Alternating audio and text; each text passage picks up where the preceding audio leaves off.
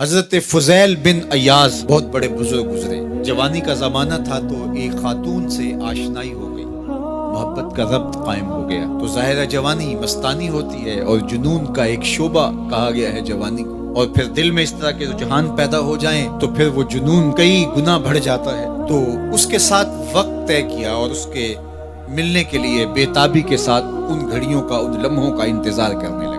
خیر جب وہ وقت آیا تو اس کے گھر کی طرف چلے اور اس کے گھر کی دیوار پھلانگنے لگے تھے کہ ساتھ والے مکان سے کسی قاری قرآن کی تلاوت کی آواز کانوں میں پڑی, اور وہ پڑھ کیا رہا تھا, الم یان للذین آمنوا ان تخشع قلوبهم لذکر اللہ وما نزل من الحق. کیا اہل ایمان پہ وہ وقت نہیں آیا کہ ان کے دل اللہ کے ذکر اور اللہ کی یاد, اس کی محبت میں تڑپ اٹھیں اور وہ خوف خدا میں مبتلا ہو, اور جو نازل ہوا قرآن, اس قرآن کی محبت میں اس کے دل میں خشیت پیدا ہو. بس یہ کانوں میں پڑنے کی دیر تھی کہ دوبارہ گلی میں چھلانگ لگائی اور کہا میرے اوپر وہ وقت آ گیا ہے, اور جنگلوں کو روتے ہوئے نکلے. اور حضرت فضیل بن ایاز پھر ولیوں کے امام قرار پائے.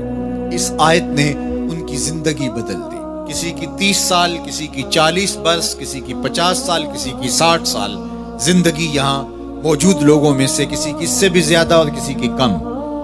اس آیت کریمہ کو ذرا اپنے اوپر وارد کریں تو اللہ ہمیں نصیب کر دے کہ ہمارے دل تیرے خوف سے کانپ اٹھے اور تیری خشیت سے ہمارے دل لرز اٹھیں, اور قرآن کے ساتھ ہمارا ربط مضبوط اور مستحکم ہو جائے, اور ہم یہ اقرار کرتے ہوئے تیرے حضور حاضر ہو جائیں, مالک وہ وقت آ گیا ہے کہ ہمارے دل تیری یاد سے, تیری محبت سے, تیرے پیار سے مالا مال ہو گئے, اور اپنی باقی زندگی ہم تیرے پیار میں, تیری محبت میں اور تیری یاد میں بسر کریں گے.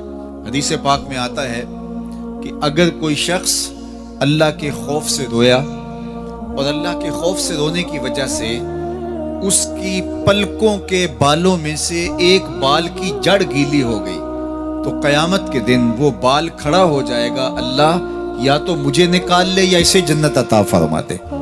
تو اللہ جل شانہ اس بال کو تو آنکھ سے نہیں نوچے گا, بلکہ اس شخص کو اللہ جنت عطا فرما دے گا. اللہ اکبر. گناہگار کی آنکھ کا پانی اللہ کے غصے کی آگ کو ٹھنڈا کر دیتا ہے.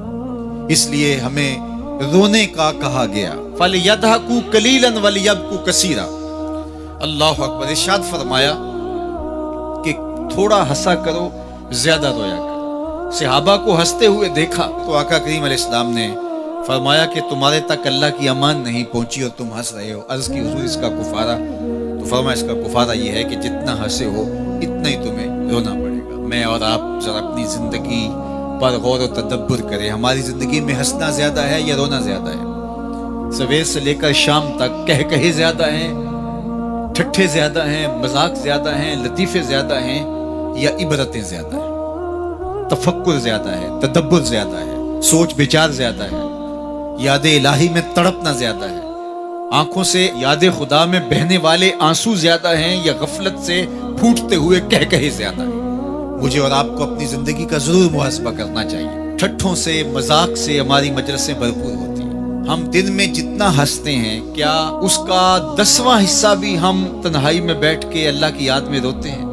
اگر ایسا ہے تو مبارک ہو, اور اگر ایسا نہیں ہے تو اللہ سے آنسو مانگو, اللہ سے درد مانگو, اس کی یاد میں رونا مانگو, اس کے ذکر میں تڑپنا مانگو, اس کی محبت میں بے تابیاں مانگو, آنسو مانگو, سسکیاں مانگو, تڑپنے پھڑکنے کی توفیق دے, دل مرتضی سوز صدیق دے.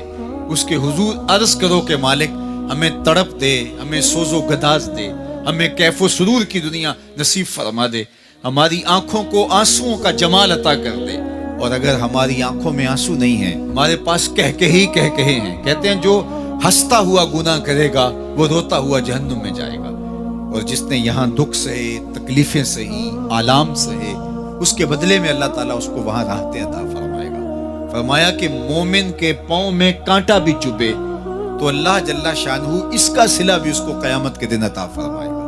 تو یہ جو تفکرات ہیں, یہ جو دکھ آتے ہیں, یہ جو تکلیفیں آتی ہیں, مصائب آتے ہیں, مشکلات آتی ہیں, اذیتیں ہمیں پہنچتی ہیں, تو اس پر صبر کرنا چاہیے اور اللہ کا شکر ادا کرنا چاہیے کہ ہم ان مصائب سے گزر رہے ہیں, ان مشکلوں سے گزر رہے ہیں.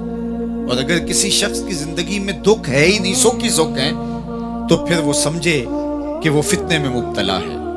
اس لیے زندگی کے اندر یہ آنے والی تکلیفیں، زندگی میں ملنے والے دکھ، اذیتیں، یہ اللہ تعالیٰ کی طرف سے ہمارے اوپر ایک انعام ہے، اور اللہ تعالیٰ جل شانہ اس کے بدلے میں ہمیں آخرت میں صلہ عطا فرمانے والا ہے۔ تو فرمایا رجل ذکر اللہ خالیا ففاضت عیناہ، وہ شخص جس نے تنہائی میں بیٹھ کے اللہ کا ذکر کیا، اللہ کو یاد کیا، اور پھر کیا ہوا؟